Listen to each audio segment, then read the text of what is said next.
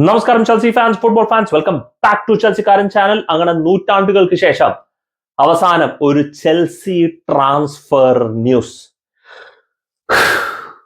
അത് Jack Grealish ആയിട്ട്. ഒന്നാമത്തെ കാര്യം, ഈ ഒരു ന്യൂസിൽ കാര്യമായിട്ട് ഞാൻ വിശ്വസിക്കുന്നില്ല. എന്തുകൊണ്ടെന്ന് ചോദിച്ചു കഴിഞ്ഞാൽ ജാക്ക് ഗ്രീലിഷിന്റെ സാലറി സ്ട്രക്ചർ, ചെൽസി ഇപ്പൊ തന്നെ ഒരു മാക്സിമം സാലറി സ്ട്രക്ചർ എനിക്ക് തോന്നുന്നു 150K പെർ വീക്കിലേക്ക് എത്തിക്കുന്ന ഒരു ചെൽസി ഫുട്ബോൾ ക്ലബ്ബ് ഇപ്പൊ ഓൾറെഡി 3,50,000 ഇരിക്കുന്ന ജാക്ക് ഗ്രീലിഷിനെ സൈൻ ചെയ്ത് അതേ സാലറി ലെവലിൽ കൊണ്ടുവരും എന്നുള്ള ഒരു തോട്ട് പ്രോസസ് എനിക്കില്ല, ഒട്ടും തന്നെയില്ല. പിന്നെ അത്രയും വില കൊടുത്തിട്ട് ഒരു വിങ്ങറിനെ കൂടെ കൊണ്ടുവരികയാണെങ്കിൽ, ഇപ്പൊ സിറ്റി പറയാണ് ഞങ്ങൾക്ക് ഒരു 75 മില്യൺ വേണം എന്ന് പറയുകയാണെന്നുണ്ടെങ്കിൽ, അത്രയും വില കൊടുത്തിട്ട് ഒരു വിങ്ങറിനെ കൊണ്ടുവരേണ്ട ഒരു ആവശ്യവും ഇപ്പൊ ചെൽസിക്ക് ഇല്ല അവിടെ ഒരു സിറ്റുവേഷനിൽ. എന്തുകൊണ്ടെന്ന് ചോദിച്ചു കഴിഞ്ഞാൽ ഇറ്റ്സ് വെരി ക്ലിയർ. നമ്മൾ അംഗീകരിച്ചാലും ഇല്ലെങ്കിലും നമുക്ക് ഓൾറെഡി അവിടെ എൻകുങ്കു എന്ന് പറഞ്ഞൊരു പ്ലെയർ അവൈലബിൾ ആണ്. അഥവാ നമുക്ക് കളിക്കാൻ ജാക്സൺ അവിടെ അവൈലബിൾ ആണ്. പിന്നെ പോരാത്തതിന് സ്റ്റേർലിംഗ് ചെൽസി വിട്ടു പോകാനായിട്ടുള്ള ഒരു സാധ്യത വളരെ കുറവാണ്.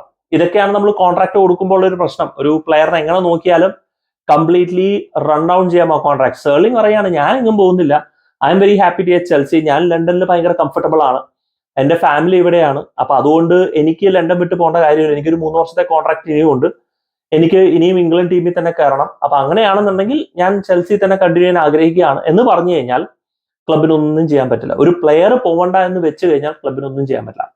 അപ്പൊ അങ്ങനെ ഇരിക്കുന്ന സ്ഥിതിയിൽ ജാക്ക് ഗ്രീലിഷ് വരാനായിട്ടുള്ള ഒരു സാധ്യത എന്നെ സംബന്ധിച്ച് 1% താഴെയാണ്. ഇനി അത് നടക്കാണ്ടിരിക്കാം, നമുക്ക് ഒരിക്കലും പറയാൻ പറ്റില്ല. മെസ്സിയൊക്കെ ബാർസലോണ വിട്ട് പോകുന്നൊക്കെ നമ്മൾ എപ്പോഴെങ്കിലും ഒക്കെ ചിന്തിച്ചോ? ഒരിക്കലും ചിന്തിച്ചിട്ടില്ല. So it is always possible. Now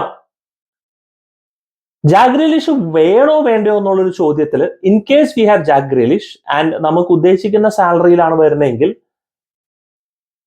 sterling available ആണ്, എൻകുങ്കു അവൈലബിൾ ആണ്, മുഡ്രിക് അവൈലബിൾ ആണെങ്കിൽ it will be an utter waste of a player. കാരണം ജാക്ക് ഗ്രീലിഷ് സ്വാഭാവികമായിട്ടും ഹി ഡിമാൻഡ്സ് എ സ്റ്റാർട്ട്. ഇനിയിപ്പോ എങ്ങാനും സ്റ്റേർലിങ്ങിനെ വിട്ടു, മുഡ്രിക്കിനെ വിട്ടു, ലെറ്റ്സ് സ്റ്റേർലിംഗ് മുഡ്രിക്കും പോയി, മുഡ്രിക്ക് ഒരു ലോണിൽ പോയി സ്റ്റേർലിങ്ങിനെ നമ്മൾ വിട്ടു, വളരെ ഹൈപ്പോത്തറ്റിക്കൽ ആയിട്ടൊരു സിറ്റുവേഷൻ, നടക്കാനായിട്ടുള്ള ഒരു സാധ്യതയില്ല. എൻകുങ്കു കൊണ്ട് ജാക്ക് ഗ്രീലിഷിനെ വരികയാണെന്നുണ്ടെങ്കിൽ ഒരു പോസിബിലിറ്റിയാണ്. കാരണം അങ്ങനെയാണെന്നുണ്ടെങ്കിൽ റെഗുലർ ആയിട്ട് ഗെയിം കളിക്കാം. കുറച്ച് ഇഞ്ചുറി ഹിസ്റ്ററി ഉള്ള ഒരു പ്ലെയർ ആണെങ്കിൽ തന്നെയും റെഗുലർ ആയിട്ട് ഗെയിം ടൈം കിട്ടുകയും ചെയ്യും. ടീമിലൊരു ഡെഫിനറ്റ്ലി ഒരു അസറ്റ് ആണ്. മാഞ്ചസ്റ്റർ സിറ്റിയിലെ ജാക്ക് ഗ്രീലിഷിനെ നമ്മൾ അങ്ങനെ അധികം വിലയിരുത്തരുത്. കാരണം മാഞ്ചസ്റ്റർ സിറ്റിയിൽ ജാക്ക് ഗ്രീലിഷ് ശരിക്കും പറഞ്ഞാൽ അറ്റാക്കിംഗ് വിങ്ങർ അല്ല, ജാക്ക് ഗ്രീലിഷ് ശരിക്കും പറഞ്ഞ ഡിഫെൻസീവ് വിങ്ങർ ആണ്. അത് പുള്ളിക്കാരന്റെ ഡ്യൂട്ടി എന്ന് പറഞ്ഞു കഴിഞ്ഞാൽ വിങ്ങറിൽ ബോൾ പ്രൊട്ടക്ട് ചെയ്യുക, ചെരിഞ്ഞ് പാസ് കൊടുക്കുക, ചെരിഞ്ഞ് പാസ് കൊടുക്കുക. അടിപൊളിയായിട്ട് കളിച്ച കളികളൊക്കെ ഉണ്ട്. പക്ഷെ മൊത്തത്തിൽ വിലയിരുത്തി കഴിഞ്ഞാൽ പുള്ളിക്കാരൻ അങ്ങനെ പറയുന്ന ഒരു അറ്റാക്കിംഗ് സ്റ്റൈൽ ഗോൾ ഔട്ട്പുട്ട് അല്ല. കാരണം എന്തുകൊണ്ടെന്ന് വെച്ച് കഴിഞ്ഞാൽ Grealish needs lot of freedom. തനിക്ക് ആ പിച്ചിൽ റോം അറൗണ്ട് ചെയ്യാനും ബോൾ കളക്ട് ചെയ്യാനും തനിക്ക് ആ ഫ്രീഡത്തിൽ തന്റെ എക്സ്പ്രസ് ചെയ്യാനായിട്ടുള്ള ഒരു അവസരം വേണം. പെപ് ഗാർഡിയോളയുടെ എന്ന് പറഞ്ഞൊരു കട്ടക്കുള്ള ഒരു സിസ്റ്റമാണ്. ആ സിസ്റ്റം ഒത്തുപോവാണ്ട് ഒരാൾക്കും അഡ്ജസ്റ്റ് ചെയ്ത് പോകാൻ പറ്റില്ല. പെപ് ഗാർഡിയോളയ്ക്ക് കുറച്ച് ഫ്രീഡം കിട്ടുന്നുണ്ടെങ്കിൽ അത് കെവിൻ ഡി ബ്രൂയിനർ മാത്രമാണ്. ബാക്കിയുള്ള എല്ലാവരും ആ ഒരു സ്പെസിഫൈഡ് റോളാണ് കളിക്കുന്നത്. ജാക്ക് ഗ്രീലിഷ് അങ്ങനെ സ്പെസിഫൈഡ് റോൾ കളിക്കുന്ന ഒരു പ്ലെയർ അല്ല. സോ ആസ്റ്റൺ വില്ലയിൽ ഹി ഹാഡ് ദാറ്റ് ഫ്രീഡം.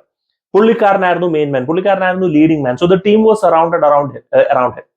എനിക്ക് തോന്നുന്നു പുള്ളിക്കാരൻ ഒരു കോൾ പാൽമർ സ്റ്റൈൽ ഒരു പ്ലെയർ ആണ്. He can find that space, he can protect the ball, ആ ത്രൂ ബോൾ ലിങ്കപ്പ് ചെയ്യാം, എല്ലാം ചെയ്യാൻ പറ്റുന്ന ഒരു പ്ലെയർ ആണ്. സോ യെസ്, ഒരു ക്വാളിറ്റി പ്ലെയർ ആണ്, നല്ല ക്വാളിറ്റി പ്ലെയർ ആണ്.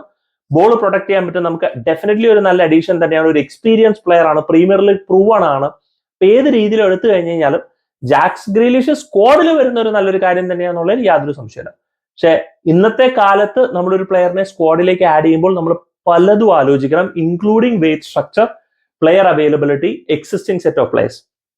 ഇപ്പൊ എനിക്കൊരു 99% ഉറപ്പാണ് വരില്ല എന്നുള്ളത്.